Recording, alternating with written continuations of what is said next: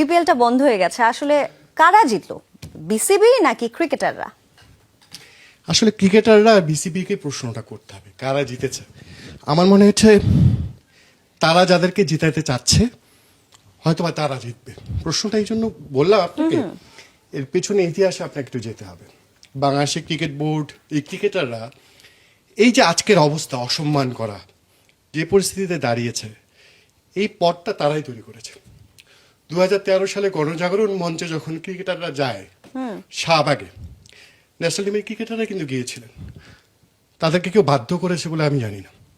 গিয়েছেন ওই সময় সুযোগ সুবিধা নেওয়ার জন্য হয়তোবা গিয়েছেন, অথবা কি বলবো, বলতে কষ্ট হচ্ছে একটু, অথবা সুবিধা নিতে চেষ্টা করেছেন, অথবা বাধ্য হয়েছেন। আপনি চিন্তা করেন 2019 সালে ইলেকশনে মাশরাফি যখন নির্বাচন করলেন, তখন কিন্তু তিনি সিটিং ক্যাপ্টেন বাংলাদেশ টিমের, ওয়ার্ল্ড কাপ খেলতে যাবেন। সেই সময় তিনি বাংলাদেশের নির্বাচন করেছেন, এমপি হয়েছেন। এই যে ট্রেডিশন তৈরি করেছে কে? বাংলাদেশের ক্রিকেটাররা কিন্তু এই রাজনৈতিক প্ল্যাটফর্মটা তৈরি করেছে, আমরা দেখেছি। আমরা মোস্তাফিজকে নাজমুল হাসান পাপনের ইলেকশনের ক্যাম্পেইনে দেখেছিলাম, বলেছিলেন কাটারের পর কাটার। কেন আপনি জেনে বুঝে সেখানে গিয়েছেন না? আপনি যখন সাকিব আল হাসান যখন ইলেকশনে দাঁড়ালেন, তখনও সেই সময় আমরা দেখেছি যে ইলেকশন যখন তিনি করলেন, তখন কিন্তু তিনি ক্রিকেটার, কিছুদিন পর ওয়ার্ল্ড কাপ খেলতে যাবেন। মজার বিষয়, একই সঙ্গে তিনি কিন্তু দুই জায়গা থেকে বেতন নিতেন, জাতীয় সংসদের এমপি হিসেবে, আবার ন্যাশনাল টিমের ক্রিকেটার হিসেবে। এই যে রাজনৈতিক কালচার তৈরি করেছেন ক্রিকেটাররা, সুযোগ সুবিধা নেওয়ার জন্যই হোক, সুযোগ সুবিধা দেয় না। আপনি ক্রিকেটের জনপ্রিয়তা ব্যবহার করে এমপি হয়েছেন, মন্ত্রী হয়েছেন, এটা কিভাবে হয়েছে? এই যে কালচার তৈরি করেছেন, এটা ক্রিকেটাররা তৈরি করেছেন। এবং আপনি যদি চিন্তা করেন 24-এর 5ই আগস্টের পর যখন উপদেষ্টা মাঠে গেলেন, আমরা তামিমকে দেখলাম পুরো মাঠ ঘুরে দেখাচ্ছেন তিনি, নিশ্চয়ই কোনো না কোনো সুযোগ সুবিধার জন্য। কারণ বিসিবি সিও তো ছিলেন। কোনো প্রতিষ্ঠানে যদি কোনো উপদেষ্টা যায়, তখন তো সিওই দেখানোর কথা সেই সময়। এক্স্যাক্টলি, কোনো ক্রিকেটারের তো সেটা দেখানো নো উচিত রাইটস। আপনি নয়। জেনে বুঝে কাজটা করেছেন। আবারও বললাম, আপনি যে এমপি হয়েছেন, সাকিব আল হাসান সুবিধা নেননি। আপনার ওনার সাথে আমার দ্বিমত ছিলেন, আমার সাকিবের সাথে আমার খুবই ভালো সম্পর্ক।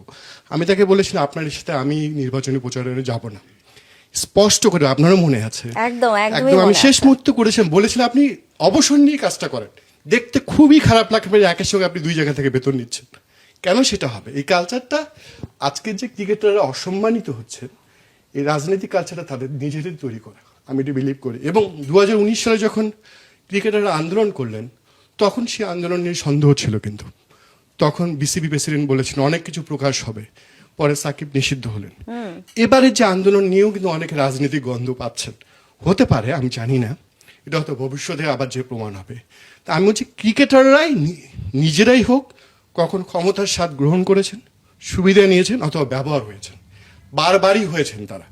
এমন না যে ছোট ক্রিকেটাররা, টপ ক্রিকেটাররা, সাকিব আল হাসানের নির্বাচনী প্রচারণায় কে জাননি। আপনি একটি দলের প্রতীক ব্যবহার করে ন্যাশনাল টিমের ক্রিকেটার, আপনি ঠিক বোঝেন না, এতটুকু জ্ঞান নেই, তখন কি আপনি সুযোগ সুবিধা ব্যবহার করেননি? এই গণভবনের পাওয়ার ব্যবহার করে ক্রিকেটাররা কথায় কথায় মামলা করার হুমকি দিত, হুমকি দিয়েছে সাংবাদিককে, আমাকেও দিয়েছে। গণভবনের পাওয়ার ব্যবহার করে এই ক্রিকেটাররাই দিয়েছে, মামলা করবে, এ করবে, দেখে নেবে। কারণ গণভবনে পাওয়ার, আপনার তো 3 তারিখও গণভবনে আপনি যেতে পারেন, 3 ঘন্টা 4 ঘন্টা, মানে আপনার সাথে সবারই আপনাদের সম্পর্ক, আপনি ব্যবহার হয়েছেন তাদের দ্বারা, সুযোগ সুবিধা নিয়েছেন। আপনি এই পথ তো আপনি তৈরি করেছেন অসম্মানের, সেই জন্য অসম্মানিত হচ্ছেন। খুব সিম্পল, খুব ইজি। এবং এখনো যে ব্যবহার হচ্ছেন না, এই সন্দেহ তো অতীতের কারণে।